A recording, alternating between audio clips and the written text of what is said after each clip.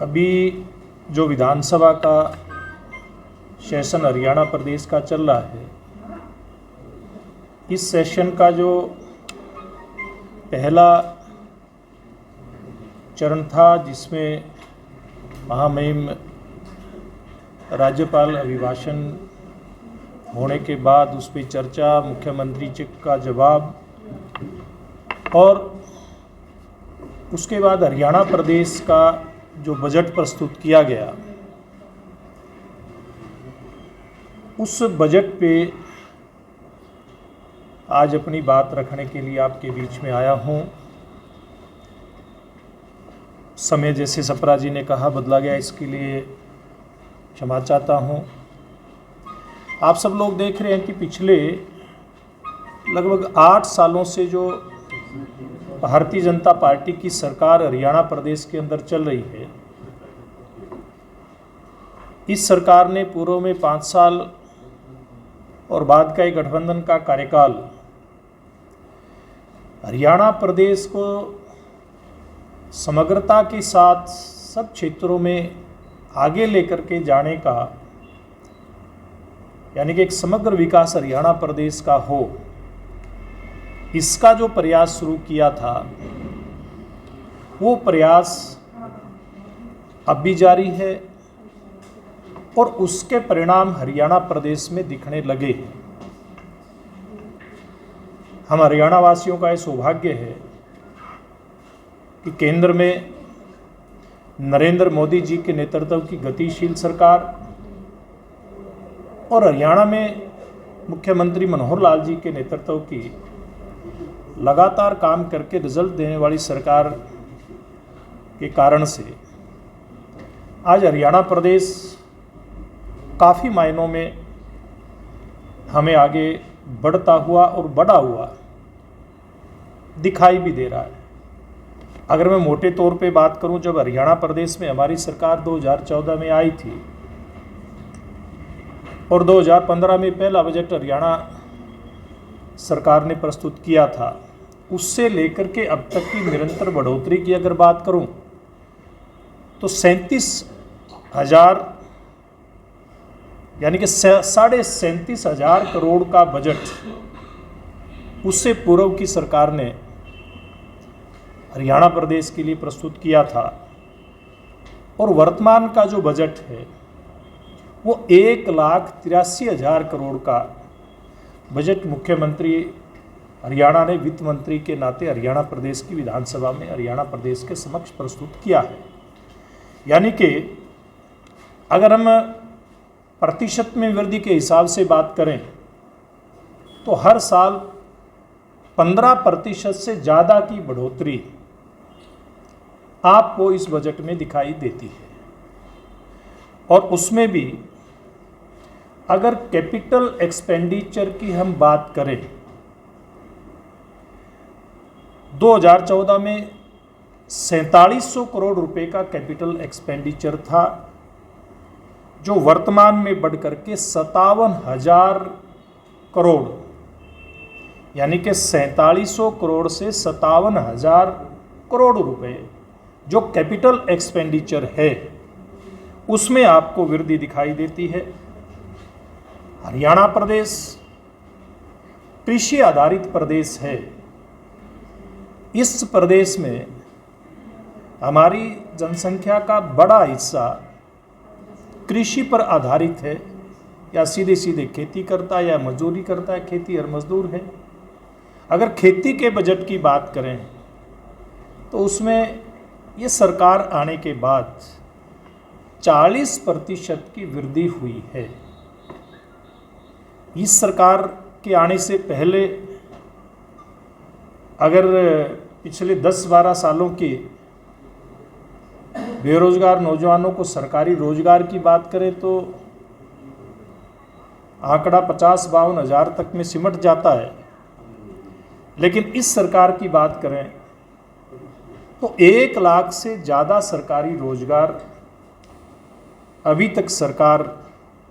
दे चुकी है। और अप्रत्यक्ष की बात करें तो 12 लाख से ज़्यादा बेरोजगार नौजवानों को प्राइवेट रोजगार की बात करें, स्वरोजगार की बात करें, इसमें लाभ मिला है। और भविष्य में भी इस अगले 1 साल के अंदर हरियाणा प्रदेश में ये सरकार ने तय किया है कि लगभग 65,000 के आसपास बेरोजगार नौजवानों को सरकारी रोजगार दिया जाएगा। इस बात की योजना सरकार बना करके चल रही है। बहुत सारी जो आधारभूत ढांचे रहते हैं सरकार के प्रदेश को आगे लेकर के जाने के लिए और साथ में जनता की सुविधा के लिए, अगर हम इसकी बात करें तो सबसे पहले स्वास्थ्य सेवाओं की बात करें तो 2014 से पहले हरियाणा प्रदेश के अंदर 56 नागरिक अस्पताल थे, और अगर आज की बात करें तो वृद्धि इसमें होकर के आज 31 की संख्या बनती है। प्रदेश में लिंग अनुपात की बात करें, क्योंकि हरियाणा प्रदेश इस मामले में बड़ा पिछड़ा हुआ था, देश में अग्रणी था, 871 का आंकड़ा था ये सरकार आने से पूर्व में, और वर्तमान की बात करें तो 913 ये बढ़ करके आंकड़ा हुआ है, जो देश में सर्वाधिक इस प्रकार के जो अनुपात वाले हैं, लिंग अनुपात, उन प्रदेशों में हरियाणा प्रदेश की गिनती होती है। चिकित्सा शिक्षा की, जैसे मैंने चिकित्सा की बात करी, तो चिकित्सा शिक्षा की अगर बात करें, हमारी सरकार आने से पहले जो MBBS की सीटें हैं, जिसके बारे में बड़ी चर्चा होती है, डॉक्टरों की नियुक्तियां कई बार दिखता है कि बहुत सारे PSC CSC हॉस्पिटल में कमी भी दिखाई देती है, उसको पूरा करने के लिए जो पूर्व की सरकारों में गंभीर प्रयास नहीं हुए थे, उन प्रयासों का परिणाम है कि 750 सीटें उस समय थी MBBS के छात्रों की, और वर्तमान में बढ़ करके इनकी संख्या 1735, यानी कि लगभग 1000 के आसपास की वृद्धि इन 8 सालों के अंदर MBBS के छात्रों की जो सीट है उसके अंदर हुई है। इसी प्रकार से अगर शिक्षा की बात करें तो सांस्कृतिक मॉडल स्कूल हैं, 13 इनकी संख्या थी, अब जो बढ़ करके अगर हम बात करें तो इसमें 138 की इसमें संख्या है, यानी कि जो अगर बात करें तो ये 10 गुना उस समय के अनुपात से वर्तमान में है। इसी प्रकार से अगर हम शिक्षा क्षेत्र की ही बात करें तो बहुत सारे मामलों में हम लोग आगे बढ़े हैं। आधारभूत ढांचे की जैसे मैं बात कह रहा था, 24 घंटे बिजली हमारे सरकार आने से पहले 538 गाँव में थी, आज 5681 गाँव में आज 24 घंटे बिजली मिल रही है। कहीं अगर कोई उसमें कटौती भी होती है, बहुत सारे गांव में हुई है, ये बात आपके सामने कहने में मुझे कोई दिक्कत नहीं है, वो इसके कारण से है कि वहाँ लाइन लॉसेस जहाँ बढ़ते हैं वहाँ इसके अंदर कई बार हम लोगों को कटौती भी इसमें दिखाई देती है। ये सरकार आने से पहले महिला पुलिस थाने प्रदेश के अंदर 2 संख्या थी, आज बढ़ करके 33 हुई है। शहीद परिवारों में जहाँ तक नौकरी की बात करें, यह सरकार आने से पहले 6 परिवारों में नौकरी दी गई थी, और अब यह आंकड़ा 360 का जाकर के इसमें पहुंचता है। कितनी गुणात्मक वृद्धि इसमें हुई है। भूतपूर्व सैनिकों की आर्थिक सहायता की जहाँ तक बात है, ये सरकार आने से पहले 3000 रुपये मासिक उनको ये सहायता मिलती थी, और वर्तमान में हमारी सरकार ने इसको बढ़ा करके 10,000 रुपये प्रति महीने किया है। इंफ्रास्ट्रक्चर की अगली अगर बात करूं तो सरकारी जो महिला कॉलेज हैं उनकी संख्या 29 थी, अब बढ़ करके इनकी संख्या 60 हुई है। गन्ने का जो भाव, जिसके बारे में विपक्ष के लोग लगातार चर्चा करते रहते हैं, हमारी सरकार आई उसमें 310 रुपये प्रति क्विंटल गन्ने का भाव दिया जाता था, आज 372 रुपये के साथ पूरे देश के अंदर सर्वाधिक गन्ने का भाव ये मनोहर लाल जी के नेतृत्व में हमारी सरकार दे रही है। श्रमिकों को दिव्यांग होने पर जो आर्थिक सहायता इस सरकार के आने से पहले दी जाती थी वो 30,000 रुपये थी, अब बढ़ कर के वो 1.5 लाख रुपये हुई है। इसी प्रकार से श्रमिक कोई विशेष काम करते हैं तो उनको एक पुरस्कार राशि मिलती थी, पहले 51,000 रुपये थी। ये सरकार आने के बाद इसमें बढ़ोतरी करते हुए ये 2 लाख रुपये उनको दी गई है। इसी प्रकार से अगर कृषि क्षेत्र की बात करूं, जैसे मैंने कहा कि 40% के आसपास कृषि क्षेत्र का बजट बढ़ाया है, तो किसानों की जहां फसलें खराब होती हैं उसमें अगर मुआवजे की हम चर्चा करें, ये सरकार आने से पहले केवल 1158 करोड़ रुपए का मुआवजा किसानों को दिया गया था प्राकृतिक आपदा के कारण से उनकी फसल खराब होने पर। लेकिन हमारी सरकार ने इन 8 सालों के अंदर 9,414 करोड़ रुपए इसमें किसानों को देने का काम किया, जो बहुत बड़ी अमाउंट इसमें होती है। अगर कोई इसकी ओवरऑल अगर हम चर्चा करें इस बजट की, तो आप लोग देखेंगे कि इस बजट के अंदर कोई नया टैक्स सरकार ने नहीं लगाया। नया टैक्स नहीं लगाने के बावजूद भी बजट के अंदर 11.6% की वृद्धि पिछले साल की अपेक्षा जो हुई है, वो वास्तव में एक बड़ी बात हरियाणा प्रदेश के लिए है। और ये क्योंकि देश ने आज़ादी के अमृत महोत्सव मनाते हुए अमृत काल में प्रवेश किया है, ये अमृत काल का पहला बजट है, इसलिए इस बजट के ऊपर निगाहें भी आम आदमी की लगी हुई हैं। इसलिए इस बजट में विशेष रूप से बहुत सारी, जैसे मैंने कहा कि सुविधाएं आम आदमी को दी गई है। और उसमें खास करके अगर वृद्धों की बात करें, हमारी जब सरकार आई थी 1,000 रुपये प्रति माह वृद्धावस्था पेंशन बुजुर्गों को दी जाती थी। हमने वायदा किया था पहले कार्यकाल में उसको 2 गुना करने का, वो 2 गुना कर दी थी और आज वो लगभग 3 गुना के आसपास आप लोगों को होती हुई दिखाई दे रही है। 2750 रुपये प्रति मास बुजुर्गों को ये पेंशन हमारी सरकार ने देनी शुरू करी है। इसी प्रकार से अगर हम मोटे तौर पे बजट की बात करें तो 2014 से लेकर के 22-23 के मध्य हरियाणा की जो जीडीपी की वृद्धि दर है वो 5.62 रही है, जो कि राष्ट्रीय जो वृद्धि दर है जीडीपी में वो 4.58 है, यानी कि उससे कहीं अधिक आज भी ये दिखाई दे रही है। और ये हम सब हरियाणा वासियों के लिए भी और भारतवासियों के लिए भी एक बड़े गर्व की बात है कि वैश्विक महामारी कोरोना के बावजूद भी भारत की जो अर्थव्यवस्था है,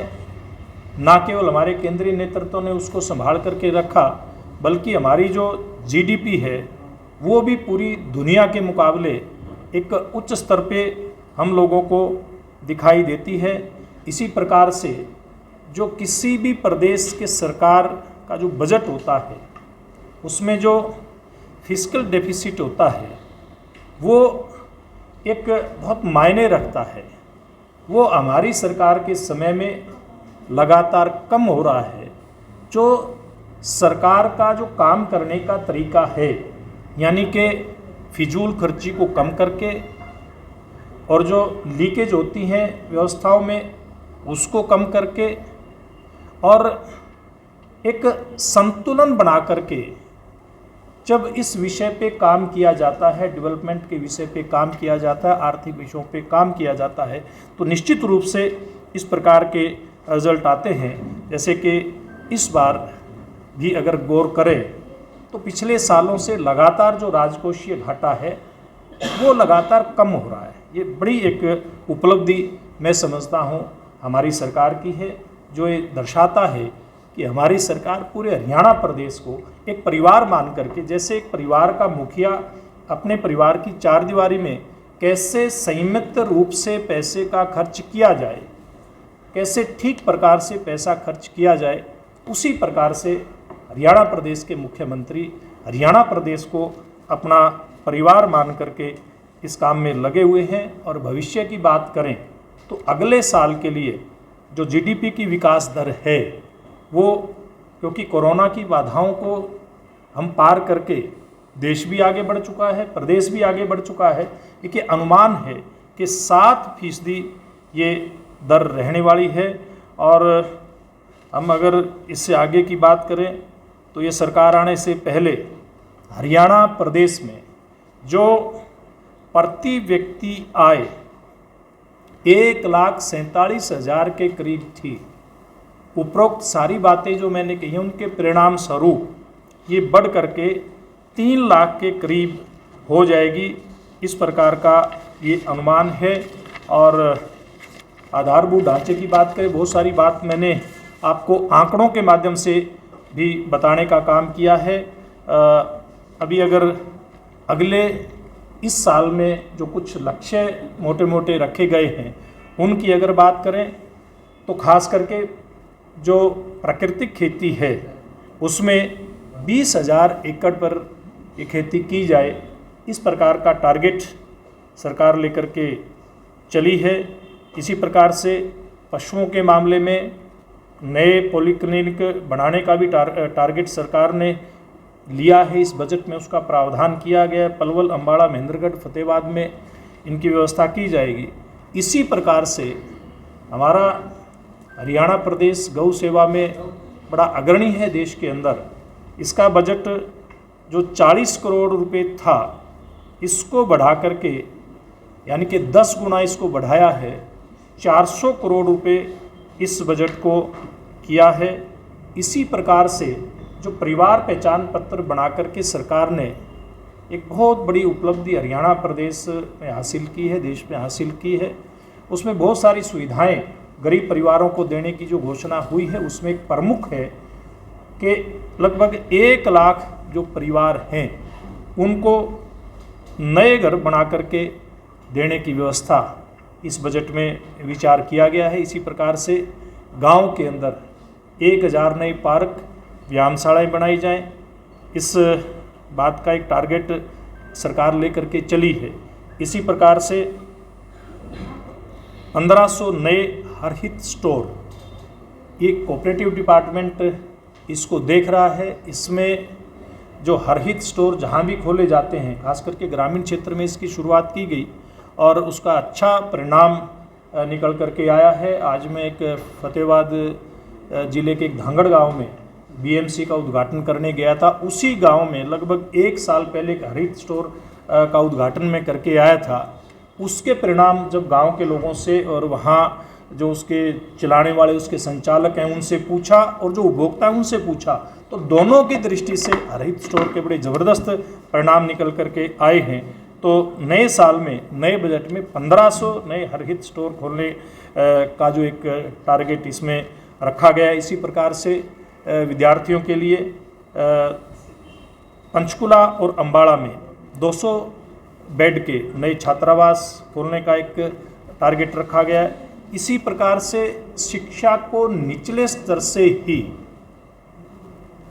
अच्छा करने के लिए, उसमें सुधार करने के लिए वैसे तो बहुत सारे कदम इसमें पूर्व में उठाए गए हैं जिनकी चर्चा मैंने की है, लेकिन 4000 नए प्लेवे स्कूल पूरे हरियाणा में खोले जाएंगे, इस बात की व्यवस्था इस बजट के अंदर की है। इसी प्रकार से कैप्टन साहब यहाँ हमारे साथ बैठे हैं, इनसे जुड़े परिवारों के लिए भी, उनकी सुविधाओं के लिए भी 7 जिलों के अंदर एकीकृत सैनिक सदन बनाए जाएंगे, इस बात की व्यवस्था बजट के अंदर की है। इसी प्रकार से हरियाणा प्रदेश के लिए नई विधानसभा का भवन अपना हो चंडीगढ़ के अंदर ही, उसके लिए भी 50 करोड़ का प्रावधान बजट के अंदर रखा गया है। और पंडित लक्ष्मीचंद कलाकार सम्मान योजना के तहत कलाकारों को 10,000 रुपये पेंशन दी जाएगी। एक अलग से इस बात की व्यवस्था, क्योंकि बहुत तरह की पेंशन हरियाणा प्रदेश में दी जा रही है, इसकी व्यवस्था की गई है। और अगर हिसार की बात करें तो हिसार के अंदर जाम की स्थिति को ख़त्म करने के लिए एलिवेटेड रोड जो यहाँ से लेकर के आगे पूरे हिसार शहर को क्रॉस करेगा, उसके लिए 723 करोड़ रुपए का प्रावधान इस बजट के अंदर रखा गया है। तो ये मैंने मोटी मोटी चीज़ें, वैसे तो बहुत सारी बातें हैं जिनके ऊपर हम चर्चा करें तो बजट में हरियाणा प्रदेश के लिए दी गई हैं, लेकिन पूर्व की तुलना में वर्तमान क्या है और भविष्य के बजट में हरियाणा प्रदेश के प्रमुख किस प्रकार के काम हो सकते हैं, इसकी चर्चा मैंने की है। जो बजट हरियाणा प्रदेश के मुख्यमंत्री मनोहर लाल जी ने प्रस्तुत किया है, मैं समझता हूँ जो विरोधी राजनीतिक दल हैं उन्होंने आलोचना करने के लिए तो बहुत सारी बातें कही हैं, लेकिन ऑफ द रिकॉर्ड बहुत सारे ऐसे नेताओं से बात करते हैं तो इस बात को मानते हैं कि जिस पार्टी की सरकार 2014 में हरियाणा प्रदेश में पहली बार बनी और जिनके लिए वो खुद ही कहते थे, मानते हैं, हम कहते हैं कि नौसिखियों की सरकार है, इन लोगों को सरकार चलाने का अनुभव नहीं है, उसके बावजूद भी इतना अच्छा काम किया है, इस बात की प्रशंसा पर्दे के पीछे से विपक्ष के लोग भी करते हैं। इसलिए उनके पास जो प्रदेश के हित में जो सकारात्मक आलोचना होती है वो करने के लिए कोई पॉइंट नहीं है। राजनीतिक रूप में आलोचना कितनी करे ये विपक्ष का काम है।